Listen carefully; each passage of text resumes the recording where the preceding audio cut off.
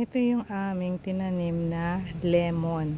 Mula yan sa buto nung hinarvest kong unang-unang lemon. At ngayon nga, pagkalipas ng mga 14 months, ayan na. Ang laki-laki na niya at ang lago-lago na. Tingnan nyo naman. Nagsisimula na tong mamunga. Ayan o, may isang malaki na ako dito. Ito yung pinakauna.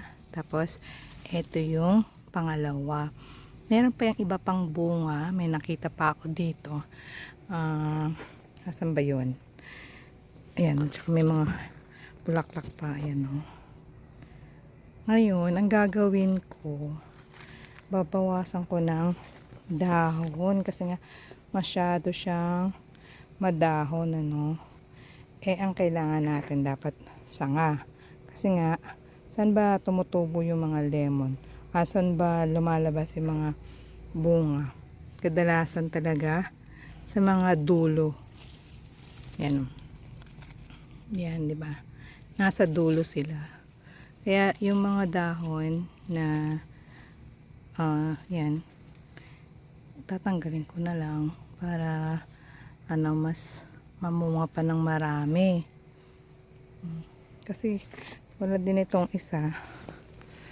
Itong isa ko, diba? Nasa dulo rin. Ibig sabihin yung hindi naman dulo, hindi naman siya lalabasan ng bulaklak ko kaya bunga. Kaya pwede ko nang alisin. Oh, ito. Mga ganito, diba? Pinanggal ko yan. May na magsasanga pa uli. Kaya yun, ito, tatanggalin ko itong mga gantong dahon para magsanga pa. Diba? Ganyan. Ito yung aking ito pa. Yan.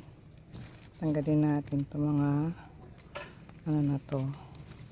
Dahon-dahon na yan. Kami pa akong babawasin. Napakita ko mamaya sa inyo kapag tapos na ako.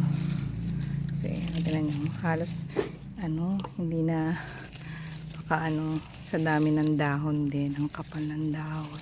At alam nyo ba, pwede rin itanim yung pwede rin tayo magputol ng mga sanga-sanga niyan. Tapos mag-uugat na rin yan. At pwede mo rin itanim panibago. Ayan, sandali lang. Ko muna to. Tanggalin ko muna yung mga sobra-sobrang sanga at dahon. Katulad nito, oh. Ayan, ayan lang yung pagkakataniman yan. Kanyang kalaking paso lang. Tapos nga, ayan, napaka dami na ring sanga. Siyempre, pag maraming sanga, maraming magiging bunga. Ayan. Pero mas makakatulong kung babawasan ko ng dahon. Ayan, bawasan ko muna ng dahon to. Ayan na, nabawasan ko na ng mga dahon. Ayan, ang dami ko ng mga tinanggal dyan. Parang medyo lumuwag-luwag naman. Pero nakikita nyo, marami na rin mga sanga-sanga uli yan. Ayan, para makapagbunga.